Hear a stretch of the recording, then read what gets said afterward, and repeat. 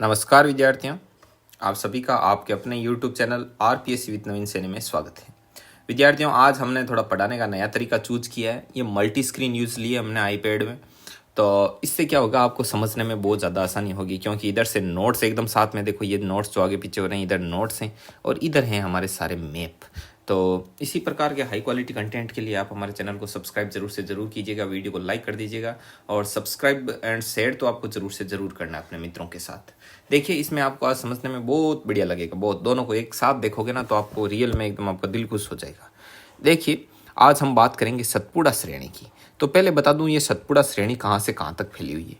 तो देखो, ये वाला इस मैप में देखना, यहाँ से ये सतपुड़ा, सतपुड़ा से ये महादेव, महादेव से ये मेकाले। तो अब देखो, ये अपना एमपी है, ये ऊपर विंध्याचल श्रेणी है, ये एमपी है, ये महाराष्ट्र है, ठीक है, और ये इधर अपना छत्तीसगढ़ है, ठीक है। तो जो ये अब देखो, जो सतपुड़ा पर्वतमाला है ना, ये पर्वतों की श्रेणी है। ये सतपुड़ा, महादेव और मेकाले का समूह है। मतलब इस सतपुड़ा, इस महादेव और मेकाले का ये क्या है, समूह है। और सतपुड़ा और महादेव है वो तो एमपी और महाराष्ट्र की सीमा पर है। तो देख लो, ये सतपुड़ा महादेव एमपी और महाराष्ट्र की सीमा पर है।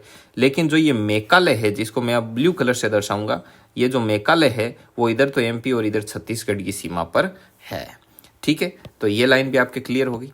अब देखिए, जो मैप में आपको सतपुड़ा, महादेव और मेकाले दिखाई दे रहा है, वो कहाँ से कैसे। तो देखो, ये यहाँ पर सतपुड़ा, ये यहाँ पर महादेव और ये मेकाले।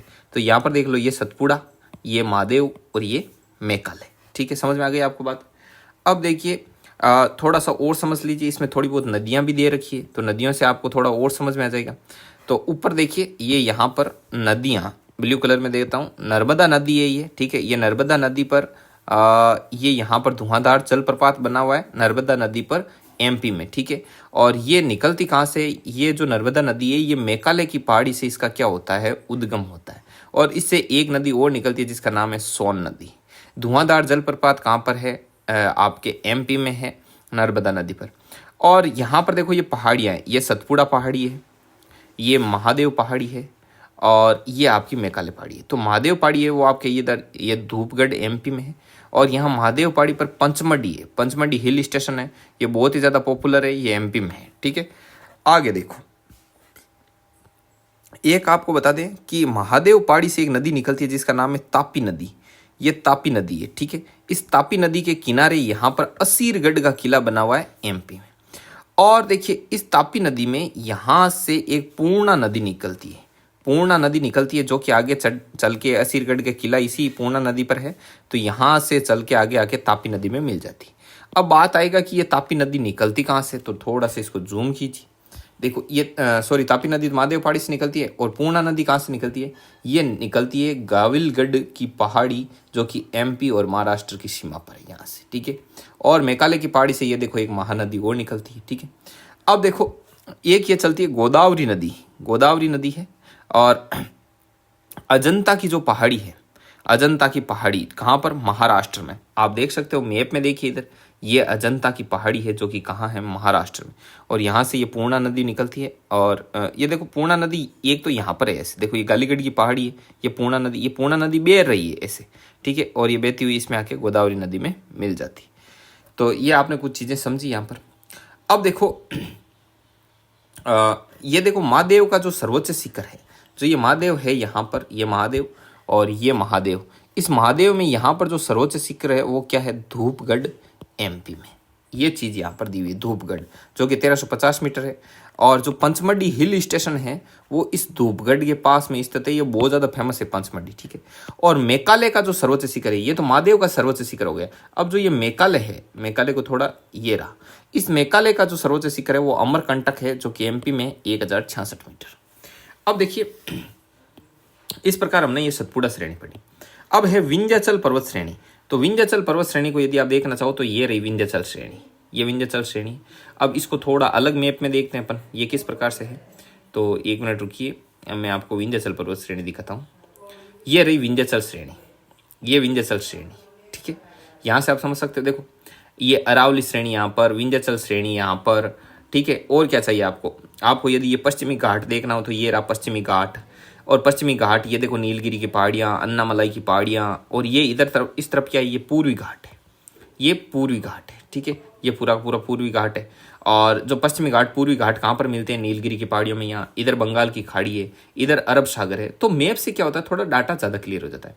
और देखिए, ये देखो, अब इससे आपको और ज़्यादा क्लियर होगा। तो इसमें कौन सा पेन सही रहेगा भाई? देखो, एक मिनट, कलर चूज करते हैं, ऐसा कलर जो इसमें खुले फुली दिखाई दे अलग से। ये लो, अब देखो यहाँ पर ये सतपुड़ा पहाड़ी है, ठीक है। सतपुड़ा के आगे महादेव पहाड़ी, ये रही महादेव पहाड़ी। और ये यहाँ पर है आपकी मेघालय श्रेणी, ये इधर आपका छत्तीसगढ़, और ये इधर आपका एमपी, और ये इधर ये अजंता श्रेणी आ गई, ठीक है। अजंता श्रेणी ये आपके महाराष्ट्र में, इधर थोड़ा पेन अलग ले लेते हैं, ये आपके महाराष्ट्र में, ठीक है।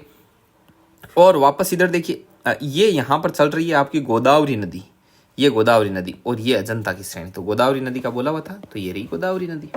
बस आगे बात समझ में। तो इसमें और क्या, अब देखो अपन ये विंध्याचल पहाड़ी है, इसके बारे में पढ़ेंगे। अभी अभी अपन जो अध्ययन करेंगे वो विंध्याचल की पहाड़ी के बारे में करेंगे। ये विंध्याचल की पहाड़ी, ये ऊपर मालवा का पठार, ये भांडेर पठार, और ये इधर बघेलखंड। तो अभी अभी हम इन सब चीज़ों को देखेंगे। पहले थोड़ा सा इसको पढ़ते हैं, पढ़ने के बाद और क्लियर होगा। और ये यहाँ पर क्या, ये तो आपके डोडा बेटा वगैरह वो आपने पढ़ा ही था, पश्चिमी घाट वाला ये मैप है। और भी बहुत सारे मैप है हमारे पास, कोई मैप की कोई कमी नहीं है। देखो, ये नागरकोयल पहाड़ियाँ, ये अभी आगे से आगे जैसे जैसे कंटेंट आएगा मैं आपको सब बताता जाऊँगा, ठीक है। अभी तो इसमें से आपके कोई काम का नहीं है, सिर्फ ये देख लो, ये इसको समझो आप। देखो, अब यहाँ से आपको सब कुछ समझ में आएगा। एक बार कंटेंट को वापस रिवर्स घुमाते हैं, आप धैर्य से बस समझते जाओ यार, है ना, थोड़ा सा टाइम दिया करो चीज़ों को। देखो, सतपुड़ा में क्या क्या है, सतपुड़ा में है आपके एक तो महादेव, सतपुड़ा, महादेव और मेघालय। तो सबसे पहले देखते हैं सतपुड़ा कहाँ है। देखो, महादेव तो ये रहा, इधर सतपुड़ा, और इधर ये आपका क्या है, मेघालय। और मेघालय की सर्वोच्च चोटी कौन सी है? अमरकंटक। मेघालय की सर्वोच्च चोटी कौन सी है? अमरकंटक है। एक सेकेंड, मेघालय की सर्वोच्च चोटी अमरकंटक है, जो कि ये रही। महादेव की सर्वोच्च चोटी धूपगढ़ है, जो कि ये रही। ये रहा धुआंधार प्रपात। मेघालय की पहाड़ी से ये निकलती है नर्मदा, ये नर्मदा नदी जा रही है। और महादेव की पहाड़ी से यहाँ से ये गाविलगढ़ से निकलती है, ये आपकी तापी नदी, जिसको ताप्ती नदी भी कहते हैं। और ये महादेव की पहाड़ी से निकलती है ये, और गाविलगढ़ से निकलती है पूर्णा नदी, जो कि ये रही पूर्णा नदी। ये असीरगढ़ का किला इधर, ठीक है। और ये इधर से क्या है, ये गोदावरी नदी है, ये गोदावरी नदी। इसमें यहाँ से एक पूर्णा नदी का ये भाग है, ये आकेर, ये यहाँ पर इसमें मिलता है। और ये अजंता है, ठीक है। तो ये सारा मामला गुजरात में चल रहा है इधर, ये इधर एमपी का है। और ये इधर मेघालय के इधर, ये यहाँ पर क्या है, छत्तीसगढ़ है, सॉरी गुजरात का नहीं, महाराष्ट्र का, सॉरी महाराष्ट्र का, ठीक है। और ये इधर क्या है, आपका छत्तीसगढ़ है। चलो भाई, ये भी मैप में आपका अच्छे से क्लियर हो गया। अब है विंध्याचल पर्वत श्रेणी।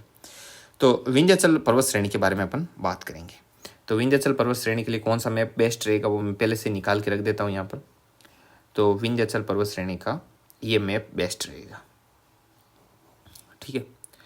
तो अब पढ़ते हैं इसको। अब देखो, विंध्याचल पर्वत श्रेणी है, इसके बारे में देखते हैं। विंध्याचल पर्वत श्रेणी मालवा के पठार के दक्षिणी सिरे से, तो ये मालवा का पठार और ये दक्षिणी सिरा, सीधी सी बात, नीचे की तरफ है साउथ में। और विंध्य श्रेणी लगभग 1050 किलोमीटर की लंबाई में विस्तृत है, फुल फैली हुई है। उत्तर भारत और दक्षिण भारत को दो भागों में बांटने वाली श्रेणी है। यहाँ से ये सीधा क्या कर देती है, उत्तर भारत और दक्षिण भारत को दो भागों में बांट देती। तो इसके लिए आप बड़े वाले मैप से एक बार देख सकते हो। जैसे ये विंध्याचल पहाड़ी, ये कहाँ पर है, ये नर्मदा नदी के ऊपर ऐसे, ठीक है। और नर्मदा नदी एमपी में। तो आप इस मैप से देख लो ना यार, ये सीधा ही, जैसे ये मध्य प्रदेश है, इसको ऐसे काट के देख लो ना, ये ऊपर वाला उत्तरी भारत अलग और दक्षिण भारत अलग, ठीक है ना, सीधी सी बात है, बस रप लिया याद रखो। ये हो गया। और ये जो है ना, ये बहुत ज़्यादा इंपॉर्टेंट है, इसका ध्यान रखना आप। अब देखिए, ये अरावली श्रेणी है इधर, अरावली श्रेणी मैंने अभी आपको मैप में बता दी। और ये विंध्याचल जो ये पर्वत श्रेणी है, इस पर क्या क्या चीज़ें हैं, तो देखो भांडेर का पठार है, तो ये रहा, देखो ये भांडेर का पठार विंध्याचल पर्वत श्रेणी पर। भारनेर पहाड़ी है, तो ये रही, देखो भारनेर पहाड़ी। और क्या क्या है, ये जो सतपुड़ा श्रेणी थी, इसके नीचे ये नर्मदा नदी, ये तापी नदी, ये तो हमने पढ़ लिया। एक इस पर है आपका, हाँ ये जो दे रखा ना, कैमूर पहाड़ी, तो कैमूर पहाड़ी भी ये मिल जाएगी। देखो ये रही यहाँ पर कैमूर पहाड़ी, ये रही कैमूर पहाड़ी, ठीक है। तो कैमूर पहाड़ी को भी हमने देख लिया। अब देखिए, ये रही कैमूर पहाड़ी।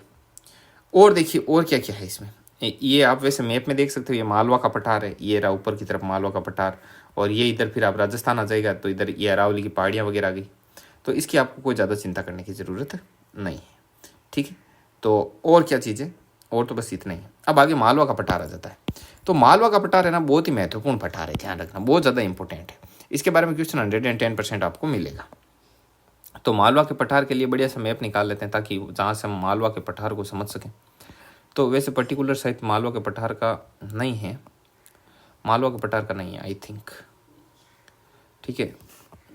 ये रहा सतपुड़ा की श्रेणी, ये कैमूर वगैरह ये है, नहीं मालवा के पठार का नहीं है मैप। अरावली विंध्याचल पर्टिकुलर मालवा के पठार का नहीं है। सीधा मैं बता दूं, देखो मालवा का जो पठार है वो लावा से निर्मित पठार है, इसलिए ये काली मिट्टी का है, ठीक है, काली मिट्टी ज़्यादा होती है। मालवा के पठार पर सर्वाधिक ऊंची चोटी है वो सिंगार चोटी है। कौन सी चोटी है? सिंगार चोटी। ये ध्यान रखना, ये इंपॉर्टेंट है।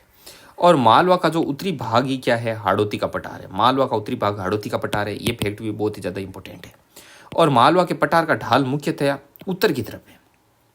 मालवा के पठार का ढाल किस तरफ है? उत्तर की तरफ है। अब देखो ये अरावली श्रेणी है और ये इधर से अपना ये मालवा का पठार है। अब देखो मालवा के पठार का उत्तरी भाग, तो मालवा के पठार का उत्तरी भाग ऊपर की तरफ रहेगा और उत्तर की तरफ अपने यहाँ से ये राजस्थान टच हो जाएगा, राजस्थान का दक्षिण पूर्वी हिस्सा जाएगा और दक्षिण पूर्वी में ही राजस्थान में क्या है, हाड़ौती का पठार है। तो बस हो गया मालवा के पठार का उत्तरी भाग या हाड़ौती का पठार, ये ध्यान रखना। और देखो ये एक बुंदेलखंड का पठार है जो कि यूपी में रहता है। तो बुंदेलखंड का पठार तो आपको अभी देखने को मिल जाएगा, मैं बता दूंगा मैप में। थोड़ा मैप से क्या ज़्यादा क्लियर होता है, मस्त लगता है एकदम।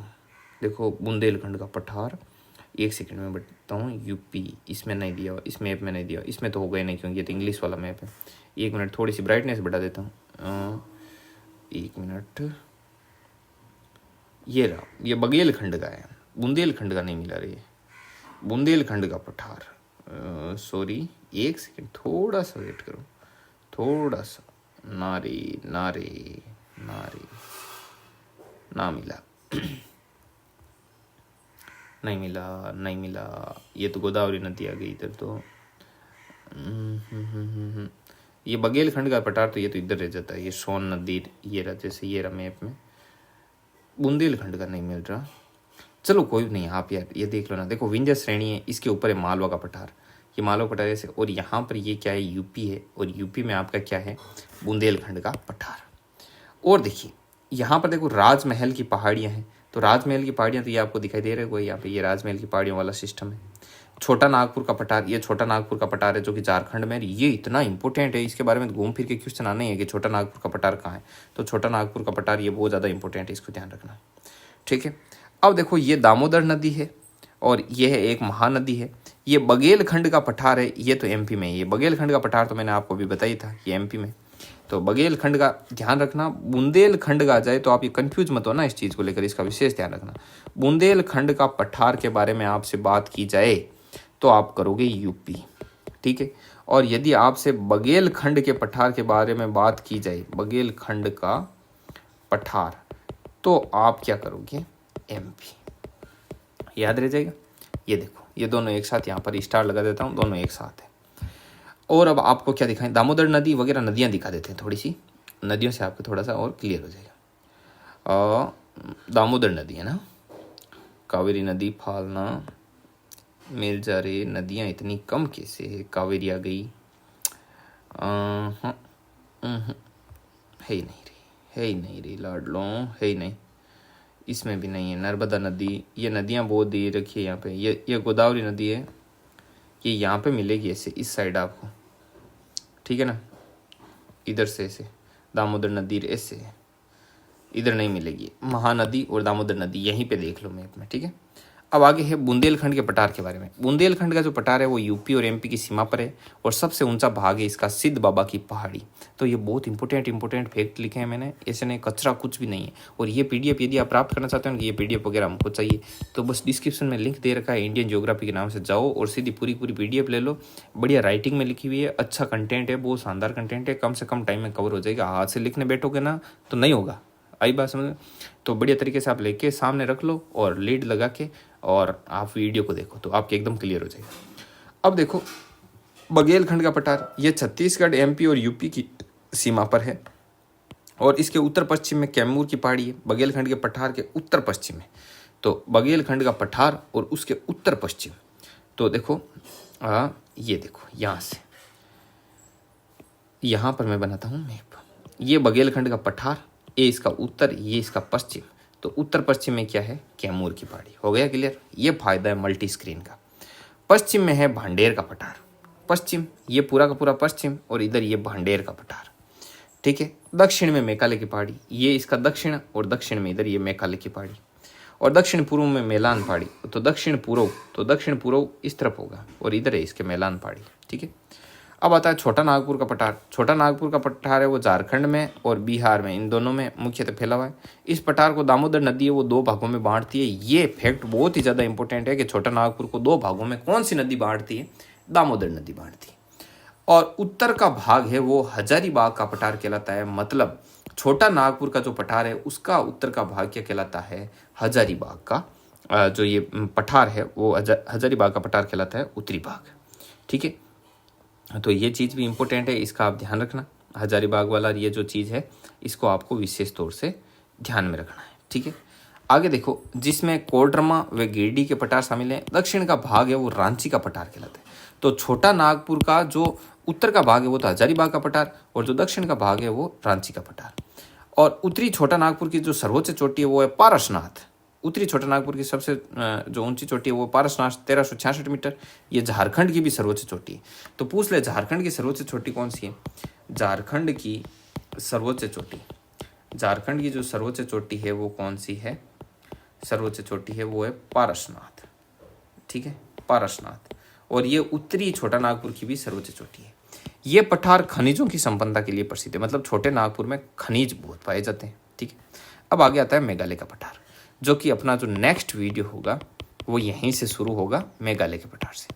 तो आपको पढ़ाने का ये तरीका कैसा लगा इसके बारे में कमेंट जरूर करके बता देना।